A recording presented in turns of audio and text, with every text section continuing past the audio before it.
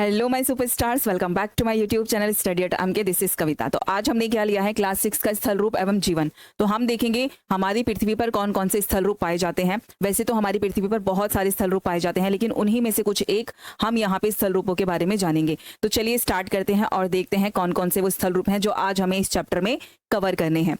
चलिए स्टार्ट करते हैं। वीडियो को लाइक शेयर एंड सब्सक्राइब करते हुए चलिएगा। तो सबसे पहले यहाँ पे कुछ अर्थवेदा से कुछ लाइन दी हैं, इनको देख लेते हैं। तो अर्थवेदा से यहाँ पे जो लाइंस दी हैं, इसमें क्या कहा गया, मनुष्य के भार से मुक्त, अनेक प्रकार की ऊंचाइयों ढलानों विशाल समतल भूमि से युक्त, अनेक प्रकार की शक्तियों से संपन्न, पेड़ पौधों को आधार प्रदान करती हुई। तो हम देखते हैं जो हमारी पृथ्वी है उसके बारे में क्या कहा गया है कि मनुष्य के भार से कैसी है, वो मुक्त है और बहुत सारी ऊंचाइयां, ढलान और विशाल मैदान जो है यहाँ पर देखने के लिए मिलते हैं।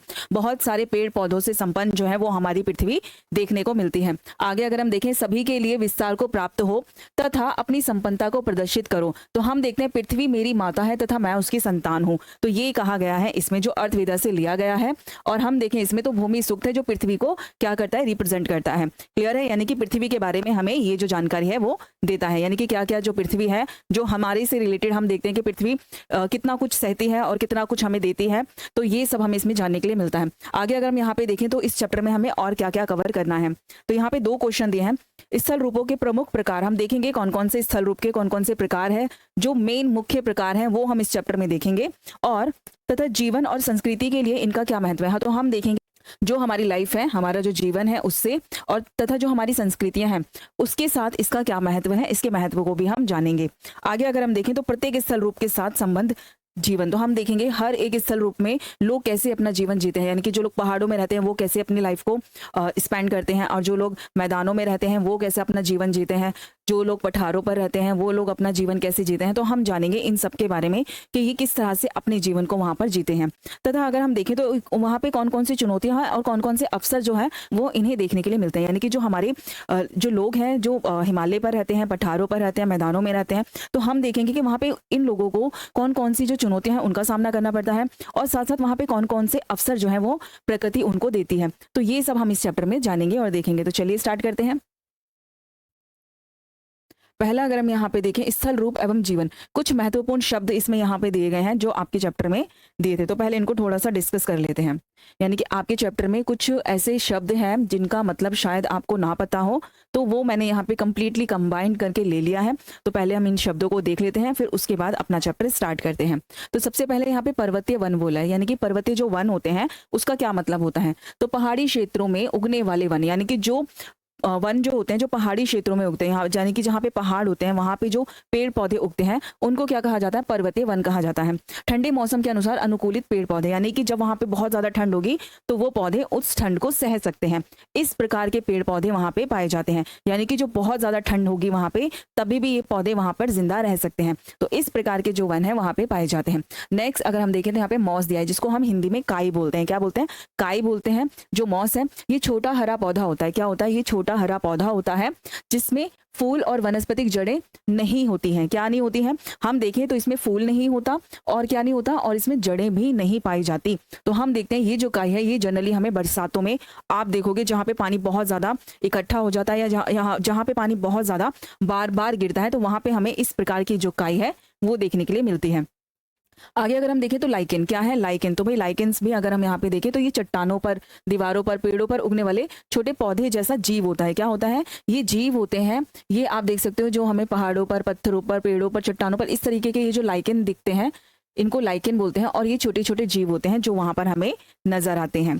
क्लियर है। आगे भूभाग, भौतिक विशेषताओं की दृष्टि से भूमि एक टुकड़ा या विस्तार। तो हम देखते हैं जो भूभाग क्या होता है। मान लो कि बहुत बड़ा क्षेत्र है, उसमें से एक छोटा सा पार्ट काट के अलग कर दो, इसी को क्या बोलेंगे, भूभाग बोलेंगे। ठीक है। आगे अगर हम देखें तो वर्षा, क्या बोलते हैं, वर्षा। वर्षा किसे कहते हैं आपको पता होगा, वायुमंडल से जल का धरती पर गिरना। तो हम देखते हैं जब हमारे वायुमंडल से क्या होता है, जब पानी धरती पर गिरता है तो हम उसको वर्षा बोलते हैं। तो लेकिन ये किस किस रूप में हमें नजर आता है वो देखते हैं। तो हम यहाँ पे देखते हैं जो वर्षा होती है इसके कौन कौन से रूप होते हैं। बारिश होती है, बर्फ होते हैं, ओले होते हैं। तो हम देखते हैं जो हमारे पर्यावरण में, यानी कि हमारे जो वायुमंडल है वहां से जब पानी हमारी धरती पर आता है तो हम देखते हैं वहां पे ये जो पानी है वो धरती पर किस किस रूप में आता है, बारिश के रूप में आता है, बर्फ के रूप में आता है और ओलों के रूप में आता है। आपने देखा होगा। आगे अगर हम देखें तो हम घाटी के बारे में बात करते हैं। घाटियां भी हमें देखने के लिए मिलती हैं। इसमें अगर हम देखें तो दो पहाड़ों या पर्वतों के बीच का निचला भाग, तो आप यहाँ पे देखोगे ये यहाँ पे पहाड़ है, ये यहाँ पे पहाड़ है, और ये जो क्षेत्र है ना बीच वाला, इसी को क्या बोलेंगे, इसी को हम घाटी बोलेंगे। अक्सर इसमें नदी बहती है। क्या होता है, हम देखते हैं जो घाटियां होती हैं, जब दो घाटियां होती हैं तो उनके बिटवीन हमेशा हम देखते हैं उनके बीच से हमेशा क्या होता है, ज्यादातर नदियां जो है वो बहती हुई हमें नजर आती हैं। पर्वतीय पर्यावरण किसे कहते हैं, तो पर्वतीय पर्यावरण की बात करें तो पर्वतीय क्षेत्रों का प्राकृतिक वातावरण, तो हम देखते हैं जो पर्वतीय क्षेत्र होते हैं वहां पे जो उनका प्राकृतिक वातावरण होता है, यानी कि जो नेचुरल तौर पर बना हुआ होता है, वो इसमें विशेष वनस्पति और जीव जंतु पाए जाते हैं। तो हम देखते हैं इसमें कुछ विशेष प्रकार के क्या पाए जाते हैं, जीव जंतु भी पाए जाते हैं, और विशेष प्रकार के वहां पे वनस्पति भी पाई जाती है। तो वो क्या होता है, पर्वतीय पर्यावरण वहां पे हमें इस प्रकार का देखने के लिए मिलता है। आगे अगर हम देखें तो हिमपात क्या है, हिमपात तो वर्षा, बर्फ के रूप में होने वाली वर्षा।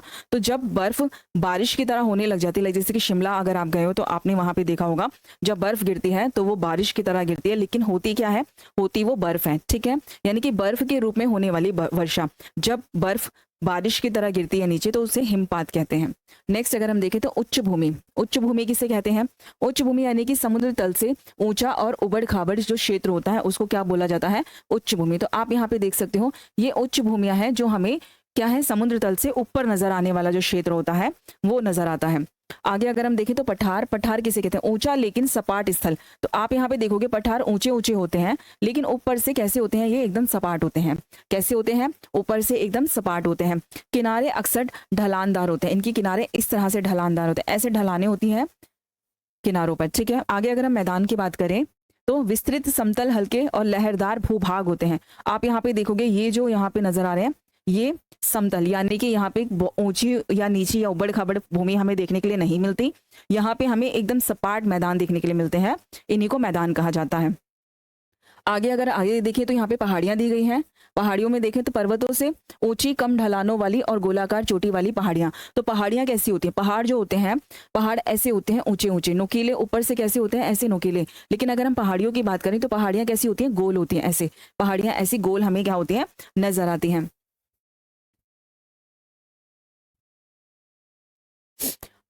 पहाड़ियां पर्वतों से कम ऊंची, कम ढलान वाली और गोलाकार चोटी वाली ऊंचाइयां, इन्हीं को क्या कहा जाता है, पहाड़ियां ऐसी होती हैं गोलाकार वाली। नेक्स्ट अगर हम देखें तो पर्वत श्रृंखला, पर्वत श्रृंखला किसे कहते हैं, आपस में जुड़े कई पर्वतों का समूह। तो हम देखते हैं जब पर्वत ऐसे आपस में एक साथ जुड़े हुए होते हैं तो इनको हम क्या बोलते हैं, पर्वत श्रृंखला बोलते हैं।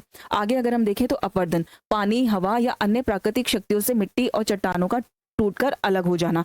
तो अपरदन क्या होता है, चाहे वो बारिश की वजह से हो, चाहे वो हवा की वजह से हो, और या फिर कोई और प्राकृतिक कारण की वजह से हो। तो जब हम देखते हैं जब चट्टानें होती हैं वो टूट टूट कर अलग हो जाती हैं, कट जाती हैं, बिखर जाती हैं, तो इसी को क्या कहा जाता है, इसी को अपरदन कहा जाता है।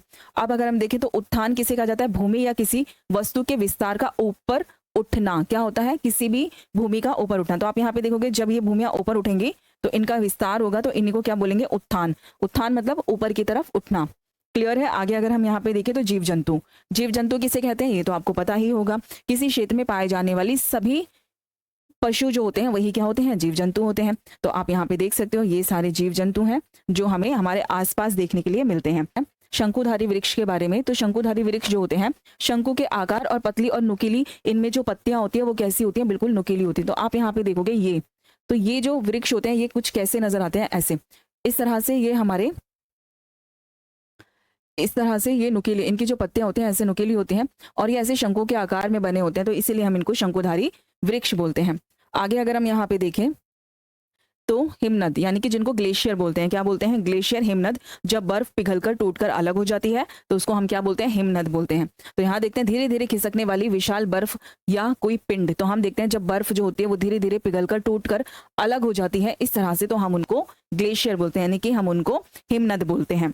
आगे अगर हम यहाँ पे देखें तो पशुपालन, जो लोग पशुओं को पालते हैं वही पशुपालन होता है। तो हम यहाँ पे देखते हैं पशुओं का पालन, पोषण या प्रबंधन। तो हम देखते हैं जो लोग पशुओं को पालते हैं, रखते हैं संभाल के, तो वही क्या होता है, इनका पशुपालन होता है। यानी कि सीढ़ी नुमा खेती की बात करें, पहाड़ी क्षेत्रों में हम देखते हैं वहां पे समतल भूमियां नहीं होती, तो इसीलिए वहां पे लोग क्या करते हैं, सीढ़ी नुमा खेती करते हैं। तो पहाड़ी ढलानों पर सीढ़ियों जैसी भूमि बनाकर की जाने वाली खेती। तो हम देखते हैं जब पहाड़ी क्षेत्र होगा तो यहाँ पे क्या होगा, खेती करना पॉसिबल नहीं होगा, खेती करना बहुत मुश्किल होगा, तो लोग इन पहाड़ों को काट काट के ऐसी सीढ़ियां बना लेते हैं और इन्हीं पर क्या करते हैं, इन्हीं पर लोग खेती करते हैं। तो इसी को क्या कहा जाता है, सीढ़ी नुमा खेती कहा जाता है। आगे अगर हम देखें तो समुद्र तल, समुद्र तल किसे कहा जाता है, महासागरों की सतह का औसत स्तर। तो हम देखते हैं जो महासागर होते हैं इनकी जो सतह होती है इसका औसत स्तर, यानी कि इसकी कितनी ऊंचाई है वो हम देखते हैं, जिससे ऊंचाई मापी जाती है। तो हम देखते हैं जो समुद्र तल होता है, किसी भी स्थान की अगर हमें ऊंचाई को नापना है तो हम कहाँ से नापते हैं, हम हमेशा समुद्र तल से नापते हैं, क्योंकि हर जगह की जो ऊंचाई होती है पृथ्वी के ऊपर वो अलग अलग होती है, लेकिन समुद्र तल हर जगह हर तरफ एक जैसा होता है। तो इसीलिए हम हमेशा क्या करते हैं, जो ऊंचाइयां होती हैं उनको समुद्र तल से ही क्या करते हैं, नापते हैं। क्लियर है। आगे अगर हम यहाँ पे देखें तो कुछ क्विक रिवीजन दी है, तो आप इनको देख सकते हो। मैंने ये पूरा यहाँ पे आपके साथ डिस्कस कर लिया है। तो आगे देखते हैं और इस चैप्टर में हमें क्या करना है। आगे यहाँ पे हम देखते हैं हमें कौन कौन से ऐसे स्थल रूप हैं जो इस चैप्टर में हमें कवर करने हैं, यानी इस चैप्टर में हमें कौन कौन से स्थल रूप हैं उनके बारे में भी हम देख लेते हैं। तो यहाँ पे क्या दिया गया है, स्थल रूप। पहले तो हम ये देखेंगे कि एक्चुअली में स्थल रूप होते क्या हैं। वैसे तो इससे पहले वाली स्लाइड में मैंने आपको बहुत कुछ बताया है, लेकिन यहाँ पे हम और ज्यादा जानेंगे कि स्थल रूप किसे कहते हैं और कौन कौन से इंपॉर्टेंट स्थल रूप हैं जो हमें इस चैप्टर में कवर करने हैं। तो यहाँ पे अगर हम देखें पृथ्वी की सतह के प्राकृतिक और भौतिक स्वरूप, यानी कि पृथ्वी पर अगर हम देखें तो हमें प्राकृतिक और भौतिक कुछ स्वरूप नजर आते हैं, इन्हीं को क्या कहते हैं, स्थल रूप कहते हैं। यानी पृथ्वी के ऊपर हमें अलग अलग प्रकार की आकृतियां, जैसे कि पहाड़, पर्वत, तो बहुत सारी अलग अलग आकृतियां नजर आती हैं, इन्हीं को स्थल रूप कहते हैं।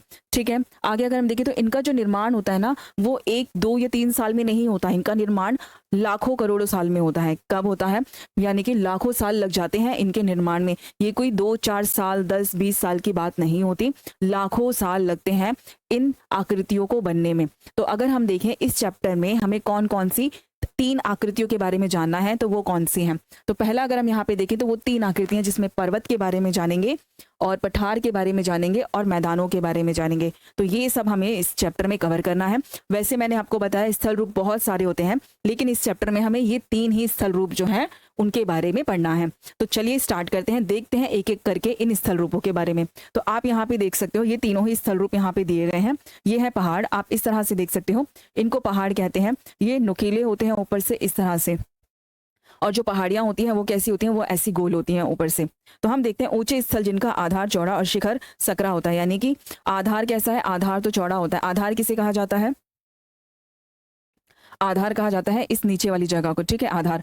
और इस तरह से ये हमें नजर आते हैं। तो आधार इनका चौड़ा है, लेकिन ऊपर से देखें तो ये बहुत सकरे नजर आते हैं। ढलान खड़ी होती है, यानी कि खड़ी खड़ी ढलानें होती हैं। जैसे मैंने आपको बताया जो पहाड़ियां होती हैं, पहाड़ियां कैसी होती हैं, थोड़ी ऐसी गोल होती हैं।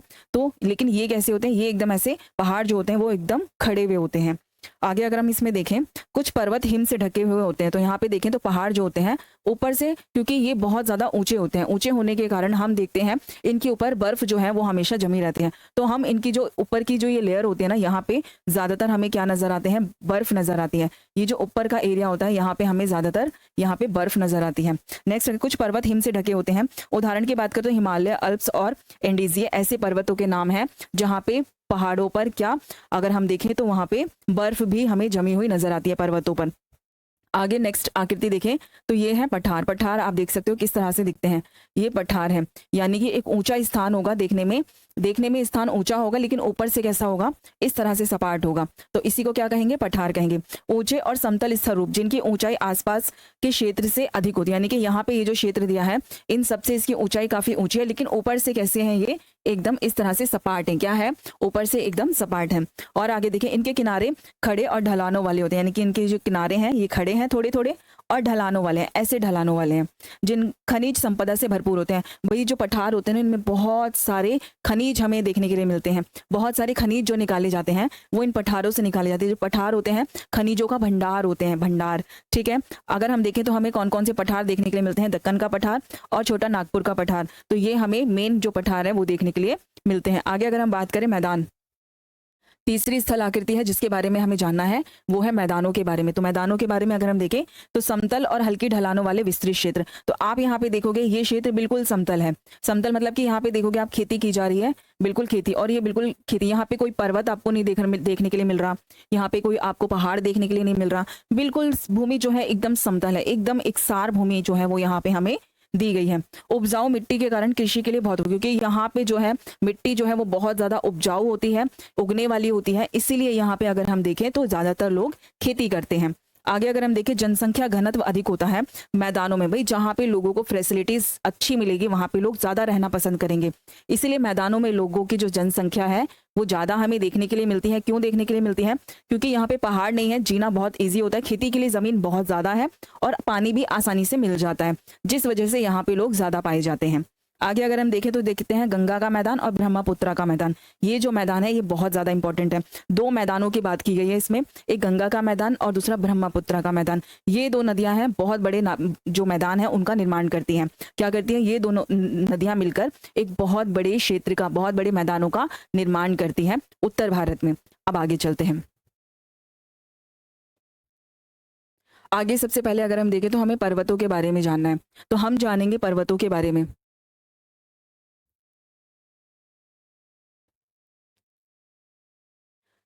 पर्वतों के बाद इनकी अगर हम विशेषताओं की बात करें तो पर्वत कैसे होते हैं, पर्वत किस प्रकार के होते हैं, तो हम यहाँ पे देखें ऊंचे स्थल रूप, चौड़ा आधार और खड़ी ढलान, जो मैंने अभी आपको पहले बताया। तो आप यहाँ देख सकते हो इस तरह से ऊंचे होते हैं, खड़ी खड़ी इनकी ढलानें होती हैं, इस तरह से ऊपर से सकरे होते हैं और नीचे से ये चौड़े होते हैं। ठीक है, यहाँ से कैसे होते हैं? यहाँ से चौड़े होते हैं और यहाँ से संकरे। और अगर हम देखें शिखर संकरा होता है। कई पर्वत बर्फ से ढके होते हैं, क्योंकि पर्वत जो होते हैं हम देखते हैं ये बहुत ऊंचे ऊंचे होते हैं। तो ये क्या होते हैं? यहाँ से इतने बर्फ से ये ढके हुए थे। आप यहाँ पे देख सकते हो ये बर्फ नजर आ रही है व्हाइट व्हाइट कलर की, सफेद कलर की। तो ये क्या है? यहाँ पे हमें बर्फ नजर आ रही है। कम ऊंचाई वाले गोल शिखर वाले स्थल पहाड़ियां कहलाती हैं। तो मैंने आपको पहले पहाड़ियों के बारे में भी बताया था। आप यहाँ पे देख सकते हो कि एक्चुअली में जो पहाड़ियां हैं वो दिखने में कैसी होती हैं। ये देखिए, ये होती हैं पहाड़ियां। ये आपको यहाँ पे पहाड़ियां दिख रही होंगी। तो पहाड़ियां कैसी हैं? हमें थोड़ी सी गोल नजर आती हैं। लेकिन जो पर्वत होते हैं वो कैसे होते हैं? वो ऊपर से थोड़े से नुकीले होते हैं। कैसे होते हैं? ऊपर से नुकीले होते हैं, यानी कि संकरे होते हैं। लेकिन जो पहाड़ियां होती हैं वो ऊपर से गोल होती हैं। कैसी होती हैं? ऐसे गोल होती हैं। आगे अगर हम यहाँ पे देखें प्रकार, तो भाई जो पर्वत होते हैं उनके कितने प्रकार हमें देखने के लिए मिलते हैं। तो हम देखते हैं युवा पर्वत और पुराने पर्वत। तो दो प्रकार के पर्वत होते हैं। एक तो युवा होते हैं, यानी कि नए पर्वत, क्या बोला जाता है? युवा पर्वतों को नए पर्वत भी बोला जाता है। और एक होते हैं पुराने पर्वत। कौन से होते हैं? पुराने पर्वत, जो बहुत सालों पहले बन चुके थे।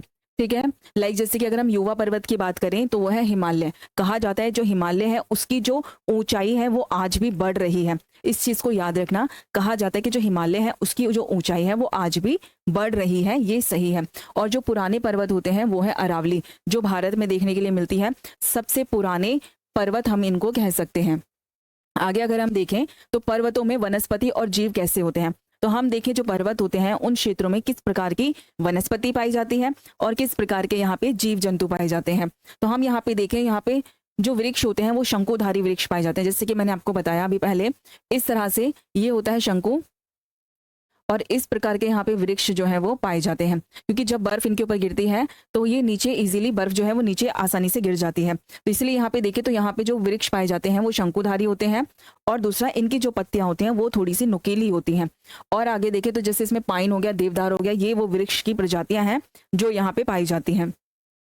ऊंचाइयों पर अगर हम देखें तो जितना जितना हम ऊंचाई पर जाएंगे, यानी कि ये जो पर्वत होते हैं इनके आसपास भी लोग रहते हैं, लेकिन जैसे जैसे हम ऊंचाई पे जाएंगे तो हम देखते हैं यहाँ पे हमें जो है वो वनस्पति, यानी कि कुछ ऊंचाई तक हमें घास नजर आएगी, फिर उसके ऊपर थोड़ा जाएंगे तो जैसे कि हमें काय नजर आएगी, थोड़ा और ऊपर जाएंगे तो जैसे हमें लाइकेन नजर आएंगे। तो जैसे जैसे हम बढ़ते जाते हैं, जैसे जैसे ऊंचाई बढ़ती जाती है, वैसे वैसे ही जो वनस्पति है हम देखते हैं उनकी जो एक तरीके से प्रकार है वो भी बदलता चला जाता है। जैसे जैसे हम ऊंचाइयों पर जाएंगे वैसे वैसे क्या होगा, वैसे वैसे ही ये जो यहाँ पे वनस्पतियां होती हैं इनका जो प्रकार है वो बदलता चला जाता है। साथ साथ जो जीव जंतु हैं वो भी अलग अलग प्रकार के हमें मिलते हैं।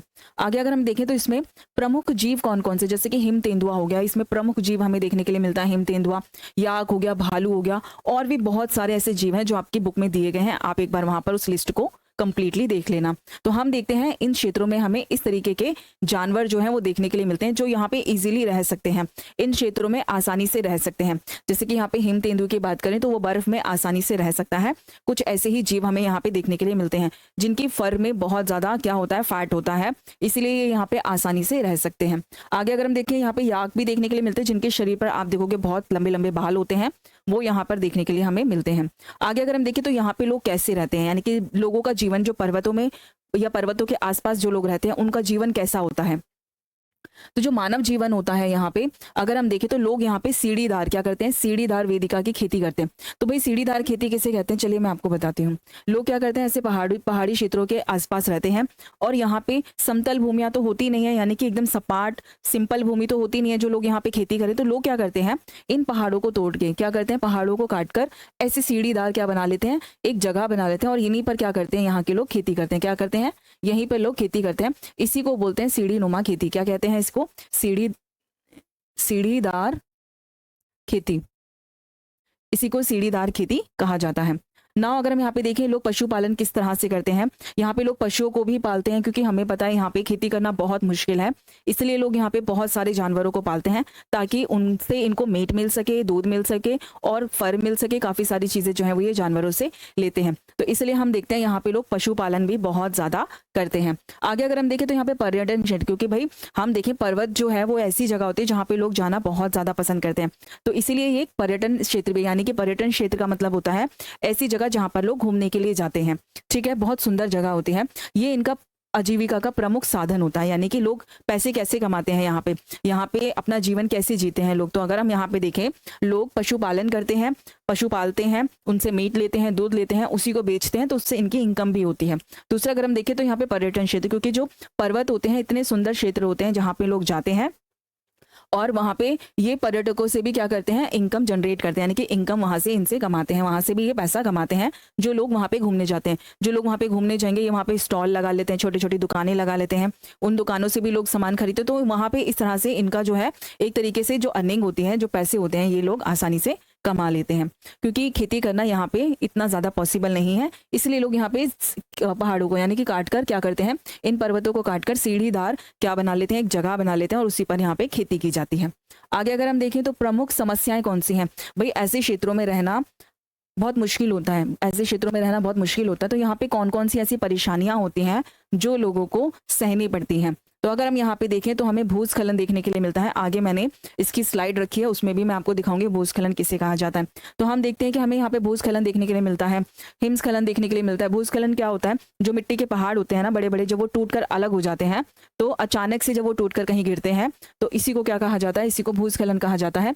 दूसरा हिमस्खलन किसे कहा जाता है, जब पहाड़ों पर यानी कि पर्वतों पर जमी हुई जो बर्फ होती है वो अचानक से टूट कर गिर जाती है, तो हम इसको क्या कहते हैं, हिमस्खलन कहते हैं। दूसरा अगर हम देखें तो बादल फटना। अगर हम देखें पर्वत क्षेत्रों में सबसे ज्यादा जो बड़ी घटना हमें देखने के लिए मिलती है, बहुत बड़ी समस्या जिसको हम कहते हैं, वो कौन सी होती है, वो होती है बादल फटना। यानी कि ऐसी जगह पर बादल बहुत ज्यादा फटते हैं, ऊंचे ऊंचे पहाड़ होते हैं, जब बादल पानी लेकर जा रहे होते हैं तो इन पहाड़ों से वो टकरा जाते हैं।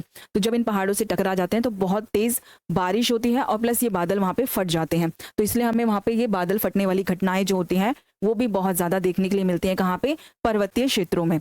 आगे अगर हम यहाँ पे देखें तो लोग कौन कौन से ऐसे गेम हैं, यानी कि कौन कौन से ऐसे खेल या प्रतियोगिताएं हैं जो वहाँ पे लोग करते हैं। तो हम अगर देखें यहाँ पे स्कीइंग लोग करते हैं, ठीक है। दूसरा पैदल लंबी यात्राएं वहाँ पे लोग करते हैं, पहाड़ चढ़ते हैं ना लोग, अपना रिकॉर्ड बनाते हैं, तो पहाड़ चढ़कर लोग रिकॉर्ड बनाने का काम भी करते हैं, तो ये भी यहाँ पे देखने के लिए मिलता है।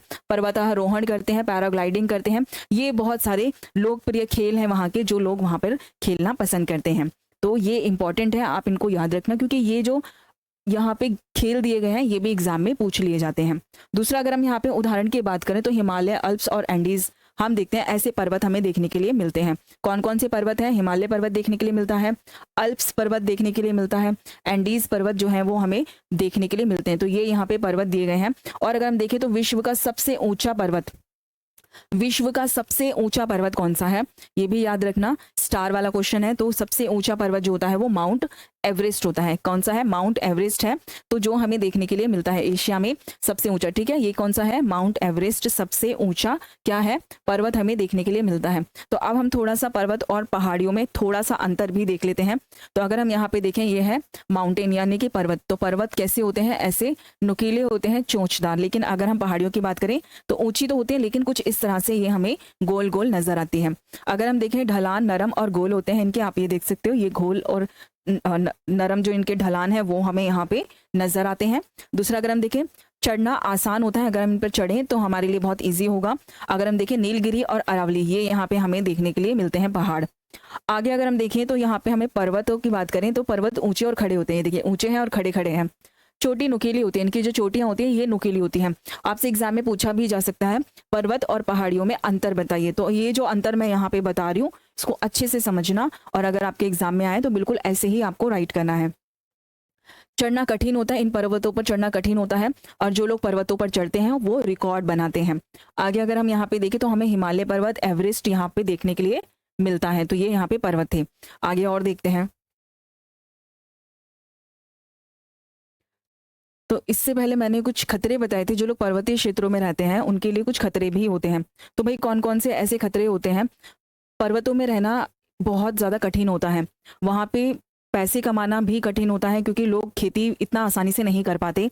लेकिन वहाँ पे पर्यटन एक बहुत अच्छा, अगर हम देखें तो जरिया हमें पैसे कमाने का नजर आता है, क्योंकि लोग वहाँ पे घूमने जाते हैं, और जो लोग पर्वतीय क्षेत्रों में रहते हैं वहाँ पे दुकानें लगाते हैं, जिससे वो अच्छी खासी इनकम जो है वो कर लेते हैं। तो अगर हम यहाँ पे देखें तो जो पर्वतीय क्षेत्र होते हैं वहाँ पे लोग कौन कौन सी मुश्किलें हैं जिनका सामना उनको करना पड़ता है। तो अगर हम यहाँ पे देखें, आकस्मिक बाढ़ लोग जो है वहाँ पे देखते हैं। एकदम से कभी भी इस तरीके की बाढ़ वहाँ पे देखने के लिए मिल जाती है, जो हमें ये यहाँ पे खतरे जो है नजर आते हैं, क्योंकि जब बादल फटते हैं, कुछ होता है, तो इस तरीके की बाढ़ हमें नजर आती है।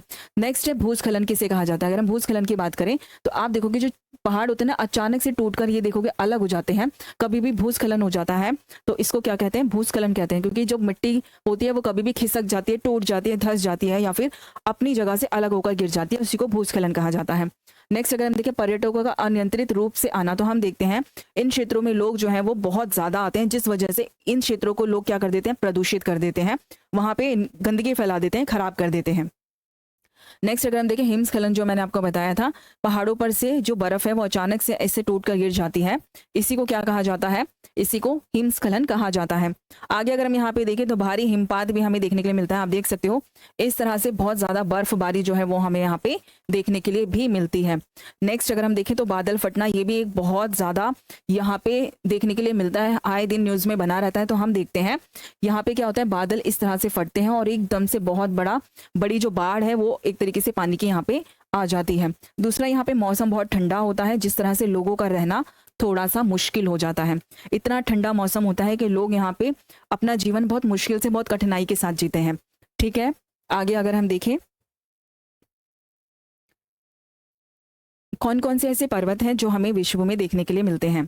तो विश्व के कौन कौन से ऐसे पर्वत हैं, तो इनके बारे में भी हम यहाँ पे देख लेते हैं। और कुछ पर्वत श्रृंखलाएं हैं जो यहाँ पे मैंने मैप दिया है, इस मैप में भी हम देखेंगे कौन कौन सी पर्वत श्रृंखलाएं हमें देखने के लिए मिलती हैं। तो आप यहाँ पे देख सकते हो, ये पर्वत श्रृंखला हमें यहाँ पे देखने के लिए मिल रही है। ठीक है, दूसरा अगर हम यहाँ पे देखें, ये एंडीज है, और यहाँ पे देखें तो ये हमें एटलस देखने के लिए मिल रही है। ठीक है, ये यहाँ पे देखने के लिए मिल रही है। ये सारी पर्वत श्रृंखलाएं हैं। हिमालय, दिस इज हिमालय पर्वत श्रृंखला। ये अफ्रीका के पूर्व में हिमालय श्रृंखला। ठीक है, ये नहीं। ठीक है, पर्वतीय क्षेत्रों में अब हम देखते हैं कुछ इंपॉर्टेंट हिमालयस के बारे में, यानी कि हम देखेंगे कुछ ऐसे पर्वत जो विश्व में हमें देखने के लिए मिलते हैं। तो अगर हम यहाँ पे पर्वत श्रृंखलाओं की बात करें तो अधिकांश पर्वत श्रृंखलाएं जो होती हैं वो श्रृंखलाओं में पाए जाते हैं। तो अगर हम देखें, जो पर्वत होते हैं वो ज्यादातर श्रृंखलाओं में पाए जाते हैं। श्रृंखला किसे कहा जाता है? इस तरह से जो पर्वत होते हैं ना, इस तरह से एक चेन बना लेते हैं, इसी को क्या कहा जाता है? इसी को पर्वत श्रृंखला कहा जाता है। क्या कहा जाता है? इसी को पर्वत श्रृंखला कहा जाता है। अगर हम यहाँ पे देखें तो हिमालय हमें देखने के लिए मिलता है एशिया में। दूसरा, अगर हम अल्प्स देखें तो हमें यूरोप में देखने के लिए मिलता है। हम यहाँ पे देख लेते हैं इनको मैप में। तो अगर हम यहाँ पे मैप में देखें तो हिमालय कहाँ पर? ये रहा एशिया।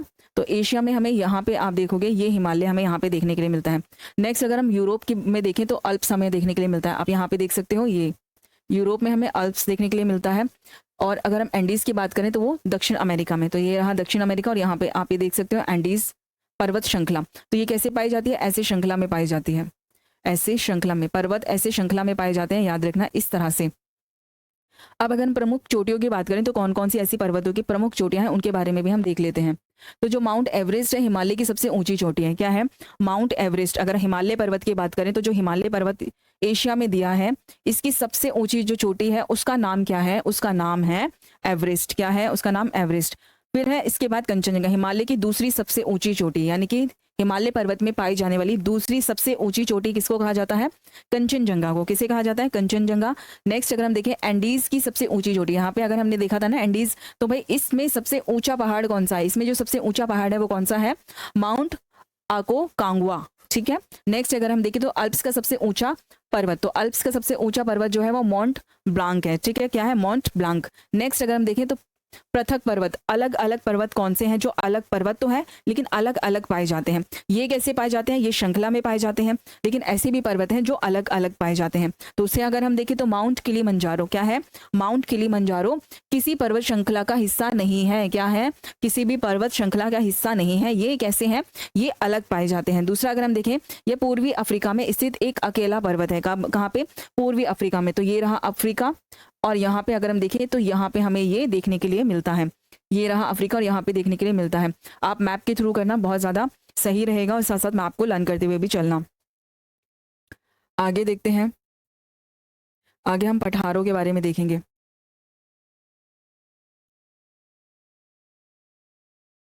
तो अब हम देखते हैं नेक्स्ट आकृति के बारे में। दूसरी आकृति कौन सी है? पठार। सबसे पहले हमने क्या देखे? पर्वतों के बारे में। अब हम देखेंगे पठारों के बारे में। तो पठार क्या होते हैं, कौन कौन से होते हैं, कैसे दिखते हैं, ये सब हम यहाँ पे देखेंगे।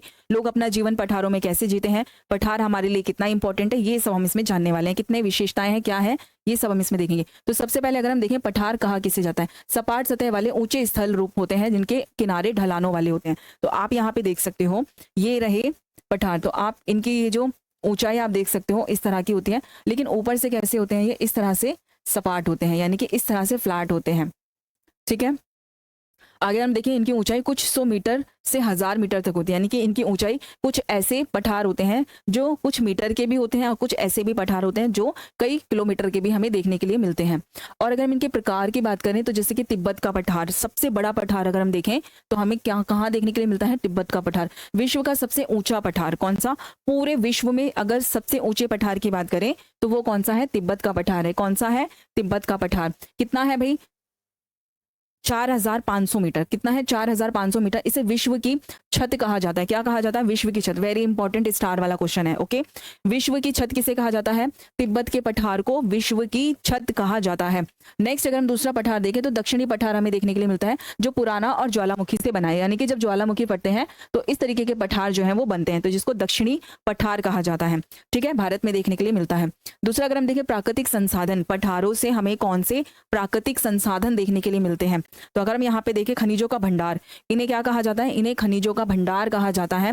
यहाँ से बहुत सारे खनिज जो है वो निकाले जाते हैं। तो कौन कौन से खनिज निकाले जाते हैं? अगर हम देखें, लोहा निकाला जाता है, कोयला निकाला जाता है, मैग्नीज निकाला जाता है। ऐसे बहुत सारे खनिज जो होते हैं वो हमें कहाँ से मिलते हैं? जब हम इनकी खुदाई करते हैं तो वो हमें इस तरह के पठारों में से निकाले जाते हैं, यानी कि इस तरह के पठारों में हमें मिलते हैं और उनको खुदाई करके हम निकालते हैं। तो ये जो पठार होते हैं ये खनिज यहाँ पे बहुत ज्यादा मिलते हैं।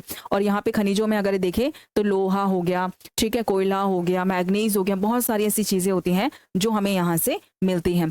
आगे अगर हम देखें ज्वालामुखी से बने पठार उपजाऊ होते हैं, तो भाई वहां से काली मिट्टी मिलती है। अगर हम देखें जो कुछ पठार ऐसे होते हैं जो ज्वालामुखी से, यानी कि जब ज्वालामुखी फटता है तो अंदर से लावा निकलता है, और जब वो लावा बाहर आके ठंडा हो जाता है और अपर्दन के कारण, किसके कारण? अपर्दन के कारण वो जो लावा होता है वो छोटी मिट्टी में कन्वर्ट हो जाता है। जो वो मिट्टी बनती है वो कौन सी बनती है? वो काली मिट्टी बनती है, और वो मिट्टी बहुत ज्यादा उपजाऊ होती है। किसके लिए? और ये जो मिट्टी होती है ये कपास के लिए बहुत ज्यादा अच्छी होती है। किसके लिए अच्छी होती है? कपास की खेती के लिए बहुत ज्यादा अच्छी मानी जाती है। दूसरा अगर हम यहाँ पे देखें तो हमें कुछ जलप्रपात भी देखने के लिए, यानी कि पठारों में हमें कुछ जलप्रपात भी देखने के लिए मिलते हैं। वो कौन कौन से हैं? तो हम देखते हैं हुंडूरू जलप्रपात हमें यहाँ पे देखने के लिए मिलता है। जलप्रपात एक्चुअली क्या होता है? यानी कि जब ऊंचाई से पानी नीचे की तरफ गिरता है तेज रफ्तार में, तो इसी को क्या कहा जाता है? जलप्रपात कहा जाता है। तो जलप्रपात में और कौन सा देखें? जोग जलप्रपात बहुत ज्यादा इंपॉर्टेंट है। नेक्स्ट अगर हम देखें नहल काली काई, तो ये पठार हमें देखने के लिए मिलते हैं। नेक्स्ट अगर हम देखें तो जीवन और जीविका यहाँ पे कैसी होती है, यानी कि यहाँ पे लोग किस तरह से जीवन जीते हैं और किस तरह की यहाँ पे जीविका, यानी कि किस तरह से लोग पैसे कमाते हैं अपना जीवन जीने के लिए। तो वो भी अगर हम यहाँ पे देखें तो खनन मुख्य गतिविधि होती है, यानी कि लोग क्या करते हैं, यहाँ पे खुदाई करते हैं, खनन करते हैं, इन पठारों से क्या निकालते हैं, लोहा कोयला ये सब चीजें निकालते हैं। तो मेन काम क्या होता है लोगों का यहाँ पे यही होता है, इसी से इनकम कमाते हैं, इसी से पैसे कमाते हैं। ठीक है ना, कृषि कम होती है यहाँ पे, कृषि बहुत कम होती है क्योंकि भाई ये भी पहाड़ों जैसे ही हमें देखने के लिए मिलते हैं। ठीक है, पर्वत जैसे ही होते हैं, इसलिए यहाँ पे खेती थोड़ा मुश्किल होता है। लेकिन कुछ क्षेत्र ऐसे होते हैं जो उपजाऊ भी होते हैं, वहां पे थोड़ी बहुत खेती जो है लोग कर लेते हैं, लेकिन बहुत ज्यादा नहीं होती है।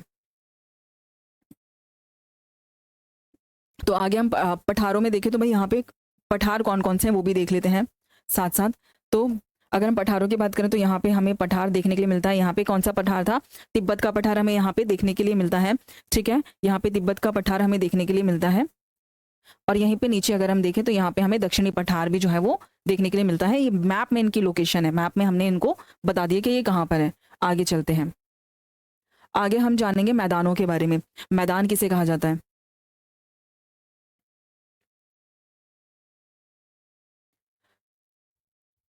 तो हम देखते हैं मैदानों के बारे में। मैदान ये तीसरी आकृति है, कौन सी है, पहला तो अगर हम देखें ये तीसरी आकृति है जिनके बारे में हम यहाँ पे जानने वाले हैं। तो मैदान एक्चुअली में किसे कहा जाता है, मैंने पहले भी बोला था, एकदम सपाट सिंपल एरिया जो होता है उसको क्या कहा जाता है, उसको मैदान कहा जाता है। वहाँ पे कोई पर्वत पठार इस तरीके की आकृति हमें देखने के लिए नहीं मिलती।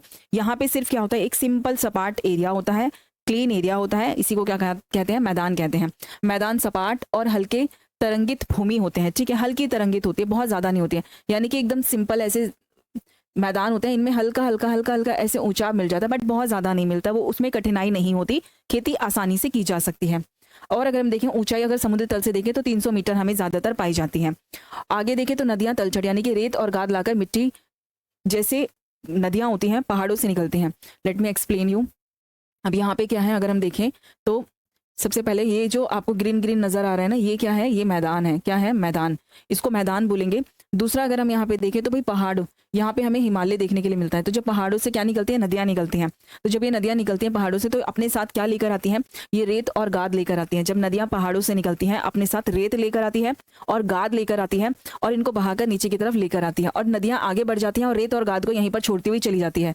तो जब यहाँ पे रेत और गाद जमा हो जाती है तो इसी से क्या होता है, एक उपजाऊ मैदान का निर्माण होता है। क्या होता है, एक उपजाऊ मैदान का निर्माण होता है। वहां पे खेती करना बहुत अच्छा होता है, और खेती के लिए ये जो जमीन होती है ये मिल जाती है। ये जो ग्रीन वाली आप देख रहे हो ये पूरा क्या है, ये उत्तर के मैदान है जहाँ पे खेती सबसे ज्यादा और बहुत ज्यादा की जाती है। आगे अगर हम यहाँ पे देखें तो जैसे कि गंगा का मैदान भारत का सबसे बड़ा मैदान हमें देखने के लिए मिलता है। तो हम देखते हैं जो गंगा नदी है जब यहाँ हिमालय से निकलती है तो अपने साथ गाद और रेत लेकर आती है और आगे जाके वो बे ऑफ बंगाल में गिरती है, घूमकर कई जैसे कि चीन से निकलती है, ठीक है, बांग्लादेश से निकलती है, फिर उसके बाद वो लास्ट में आके कहाँ पे बे ऑफ बंगाल में गिर जाती है। तो जब बे ऑफ बंगाल में गिर जाती है तो उसके बाद जब यहाँ से बहते हुए जाती है तो यहाँ पे रेत और गाद जो है वो नदी है वो छोड़ती हुई चली जाती है, जिसकी वजह से क्या होता है, यहाँ पे निर्माण होता है मैदान का। किसका निर्माण होता है, मैदान का। और वो ये जो मैदान होते हैं ये बहुत ज्यादा उपजाऊ होते हैं और यहाँ पे खेती करना बहुत ज्यादा अच्छा माना जाता है। क्लियर है। आगे अगर हम देखें तो भाई यहाँ पे जीवन कैसा मिलता है, सबसे बड़ी बात यहाँ पे खेती करना पॉसिबल है, खेती यहाँ पे आसानी से की जा सकती है, इसलिए यहाँ पे जनसंख्या जो है वो बहुत ज्यादा पाई जाती है। यहाँ पे जनसंख्या बहुत ज्यादा देखने के लिए मिलती है। मुख्य व्यवसाय अगर हम देखें तो यहाँ पे ज्यादातर लोग क्या काम करते हैं, तो यहाँ पे लोग ज्यादातर कृषि करते हैं, जिसमें लोग गेहूं, चावल, दाल, बहुत सारी चीजें जो है वो उगाते हैं। और मत्स्य पालन भी लोग करते हैं, यानी कि कुछ लोग गाय, भैंस, बकरियां भी पालते हैं। ठीक है, तो ये भी हमें यहाँ पे देखने के लिए मिलता है। नेक्स्ट अगर हम देखें तो मैं पहले ही बताया, यहाँ पे विश्व में सबसे ज्यादा जनसंख्या पाई जाती है क्योंकि यहाँ पे खेती बहुत ज्यादा अच्छी हो जाती है। खेती अच्छी हो जाती है तो जहाँ पे लोगों को सुविधाएं मिलती हैं, लोग वहां पर रहना ज्यादा पसंद करते हैं, इसीलिए मैदानों की तरफ अगर हम देखें तो जनसंख्या ज्यादा हमें देखने के लिए मिलती है। तो जनसंख्या कहाँ ज्यादा मिलती है देखने के लिए, मैदानों में, और यहाँ पर लोग ज्यादा रहते हैं। आगे अगर हम देखें विश्व के अधिकांश लोग मैदानों में ही रहते हैं। कहाँ रहते हैं, मैदानों में ही रहते हैं। जीवन जीना बहुत आसान होता है, खेती लोग आसानी से कर लेते हैं, काम भी बहुत अच्छे यहाँ पे हो जाते हैं और अच्छे से यहाँ पे लोग इनकम भी यानी कि पैसे भी कमा लेते हैं। साथ साथ खेती के साथ साथ यहाँ पे लोग पशुपालन भी करते हैं, जिस वजह से लाइफ जो है वो बहुत अच्छी होती है यहाँ पे। आगे हम देखें तो लोग नौका परिवहन भी करते हैं। सांस्कृतिक गतिविधियां भी हमें यहाँ पे देखने के लिए बहुत ज्यादा मिलती हैं। अगर हम चुनौतियों की बात करें, यानी कि जो लोग मैदानों में रहते हैं वहां पे हमें क्या परेशानियां जो है वो देखने के लिए मिलती है, तो हम देखें यहाँ पे देखो, एक तो जनसंख्या बहुत ज्यादा है, तो जनसंख्या बहुत ज्यादा होगी तो भाई जनसंख्या वृद्धि यहाँ पे बहुत ज्यादा देखने के लिए मिलेगी, जिसकी वजह से क्या होगा, इनके खाने पीने के लिए जो कमी होगी वो हो जाएगी बहुत ज़्यादा, यानी कि जब जनसंख्या बहुत ज़्यादा होगी, तो जब जनसंख्या बहुत ज़्यादा होगी तो भाई वहाँ पे जीवन जीना थोड़ा सा कठिन हो जाता है, क्योंकि सबकी जो रिक्वायरमेंट होती है उसको पूरा करना थोड़ा सा मुश्किल होता है। आगे अगर हम देखें, यहाँ पे जितनी ज़्यादा जनसंख्या होगी उतना ज़्यादा यहाँ पे पॉल्यूशन भी, यानी कि प्रदूषण हमें देखने के लिए मिलेगा। मैदानों में अगर हम देखें तो प्रदूषण एक बहुत बड़ी समस्या जो है वो हमें देखने के लिए मिलती है। नेक्स्ट अगर हम देखें, जल स्तर की कमी, क्योंकि यहाँ पे लोग क्या करते हैं, ज़्यादातर खेती करते हैं, जिसकी वजह से जो ज़मीन का पानी है, क्योंकि बरसात अपने मौसम में या फिर अपने टाइम पर नहीं आ पाती, तो जिस वजह से लोग ट्यूबवेल्स का यूज़ करते हैं और ज़मीन के अंदर का जो पानी होता है उसको बाहर निकालते हैं, और ज़मीन के अंदर के जो पानी का जो स्तर होता है वो कैसा होता जा रहा है, वो कम होता जा रहा है, क्योंकि लोग उस पानी को खेती के लिए बहुत ज़्यादा प्रयोग में ला रहे हैं, बहुत ज़्यादा उस पानी का यूज़ कर रहे हैं, जिस वजह से भूमि के अंदर जो पानी है उसकी कमी हो रही है। तो भाई ये जो परेशानियां है ना, ये मैदानों में रहने वाले लोगों को जो है वो क्या करनी पड़ती है, फेस करनी पड़ती है। ठीक है, वहां पे लोगों को ये सारी परेशानियां जो है इनसे जूझना पड़ता है। आगे देखते हैं। तो मैंने आपको यहाँ पे बताया कि यहाँ पे हमें ये जो आप देख रहे हो ये है मैदान, ये ग्रीन वाले हमें जो है ये नॉर्दर्न प्लेन्स, यानी कि नॉर्दर्न मैदान हमें यहाँ पे नॉर्थ में, उत्तर के मैदान क्या है, ये उत्तर के मैदान हमें यहाँ पे देखने के लिए मिलते हैं। ठीक है, अब यहाँ पे हम देख लेते हैं मैप में कौन कौन से मैदान है जो हमें यहाँ पे देखने के लिए मिलते हैं। तो आप यहाँ पे देख सकते हो ये पूरा ये उत्तर का मैदान हमें देखने के लिए मिलता है। ठीक है, यहाँ पे नील नदी बहती है तो यहाँ पे भी हमें मैदान देखने के लिए मिलता है। यहाँ पे अमेजन फॉरेस्ट है, यहाँ पे ये मैदान हमें देखने के लिए मिलते हैं। ये मिसिसिपी है, यहाँ पे नदी बहती है मिसिसिपी नदी, तो यहाँ पे हमें मैदान देखने के लिए मिलते हैं। तो याद रखना, जहाँ से नदियाँ गुजरेंगी वहाँ पे मैदान बनेंगे ही बनेंगे, और वहाँ पे लोग खेती करेंगे ही करेंगे। तो जहाँ से नदियाँ बहती हैं वहाँ पे मैदानों का निर्माण होता है, और वहाँ पे मैदानों का जब निर्माण होता है तो वहाँ पे जो भूमि होती है वो खेती के लिए बहुत अच्छी होती है, इसलिए वहाँ पे लोग ज़्यादा पाए जाते हैं और वहाँ पे खेती बहुत ज़्यादा की जाती है। तो ये वो जगह है जहाँ पे बहुत ज़्यादा हमें मैदान जो है वो देखने के लिए मिलते हैं मैप में। आगे चलते हैं। इनके साथ साथ यानी कि हमने पर्वत देखे, हमने पठार देखे, हमने मैदान भी देखे, लेकिन इसके अलावा भी कुछ और स्थल की आकृतियां होती है। वैसे तो बहुत सारी होती हैं, लेकिन उसमें कुछ और आकृतियां भी दी गई थी, तो थोड़ा सा वो भी देख लेते हैं। मरुस्थल, तो इसमें अगर हम देखें तो हमें मरुस्थल भी देखने के लिए मिलते हैं। तो भाई कुछ ऐसे क्षेत्र भी होते हैं, हमने बहुत सारी आकृतियों के बारे में देखा, लेकिन पर्वत के बारे में देखा, पठार के बारे में देखा, मैदानों के बारे में जाना, लेकिन इसके अलावा अगर हम देखें तो यहाँ पे मरुस्थल भी दिया है, तो मरुस्थल के बारे में भी देखते हैं। तो ये क्या होते हैं, शुष्क क्षेत्र होते हैं और कम वर्षा यहाँ पे होती है, यानी कि बहुत ही शुष्क क्षेत्र होते हैं, बहुत सूखे सूखे क्षेत्र होते हैं। ठीक है, और यहाँ पे पानी जो होता है, यानी कि जो वर्षा होती है ये बहुत ज्यादा कम होती है, पानी की कमी यहाँ पे बहुत ज्यादा देखी जाती है। तो वो लोग जो मरुस्थल में रहते हैं वो कैसे यूज करते हैं, वहां पे जो लोग रहते हैं मरुस्थल में वो जो रेत होती है, रेत का ही यूज करते हैं बर्तन को धोने में, और जब वहां पे बारिश होती है तो लोग जमीन के अंदर टैंक बना लेते हैं, तो बारिश के पानी को वहां पर इकट्ठा कर लेते हैं। तो ये बहुत सारे आइडियाज है जो लोग वहां पे करते हैं। नेक्स्ट अगर हम देखें यहाँ पे प्रकार, यानी कि अगर हम देखें जो मरुस्थल होते हैं वो कितने प्रकार के होते हैं, तो 2 प्रकार के मरुस्थल होते हैं, ठंडे भी होते हैं और गर्म भी होते हैं। तो अगर हम यहाँ पे देखें गर्म मरुस्थल के बारे में, तो एक थार है और एक सहारा है। तो ये कौन से मरुस्थल है, ये है गर्म मरुस्थल। ठीक है, जहाँ पे रेत बहुत ज्यादा पाई जब बहुत ज्यादा होती है, प्लस वहाँ पे गर्मी बहुत ज्यादा होती है। तो अगर हम देखें तो जो मरुस्थल यानी कि थार मरुस्थल जो भारत में है, ठीक है, और दूसरा एक सहारा, ये हमें अफ्रीका में देखने के लिए मिलता है। तो 2 गर्म मरुस्थल हमें देखने के लिए मिलते हैं। नेक्स्ट अगर हम देखें तो ठंडे मरुस्थल भी हमें देखने के लिए मिलते हैं, जो है गोबी, क्या है, एक ठंडा मरुस्थल है, लेकिन भारत में भी एक ठंडा मरुस्थल पाया जाता है। वो कौन सा है आप मुझे कमेंट बॉक्स में जरूर बताना। आगे अगर हम यहाँ पे देखें तो जीवन कैसा होता है, यानी कि जो लोग मरुस्थल वाले एरिया में रहते हैं, मरुस्थल वाली जैसी जगह पर रहते हैं, वहां पे लोग किस तरह से जीवन जीते हैं।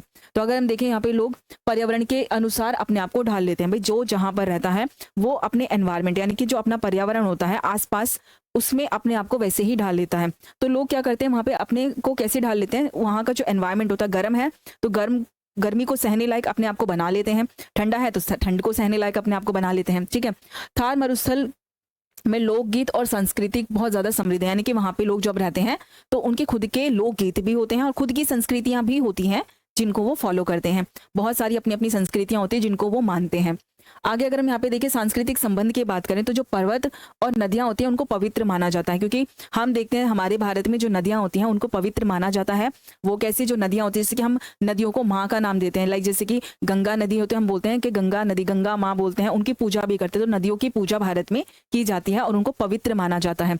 वैसे ही पहाड़ों को भी पवित्र माना जाता है। तो हम देखते हैं बहुत सारी ऐसी जगह होती है पहाड़ों में घूमने वाली जहाँ पे लोग जाते हैं, लाइक जैसे कि अमरनाथ यात्रा करते हैं लोग, वहां पे लोग जाते हैं और यात्राएं करते हैं तो हम देखते हैं जो पर्वत होते हैं वो भी पवित्र माने जाते हैं। वहाँ पे बहुत सारे जो धार्मिक स्थल होते हैं वो हमें देखने के लिए मिलते हैं, जैसे कि वैष्णो देवी मंदिर जो है वो भी पहाड़ों में है। तो हम देखते हैं जो पहाड़ होते हैं, पर्वत होते हैं, वो भी बहुत ज़्यादा पवित्र होते हैं और एक तरीके से वो हमारे पूजा के स्थल होते हैं और उनको हम पवित्र मानते हैं, उनकी पूजा करते हैं।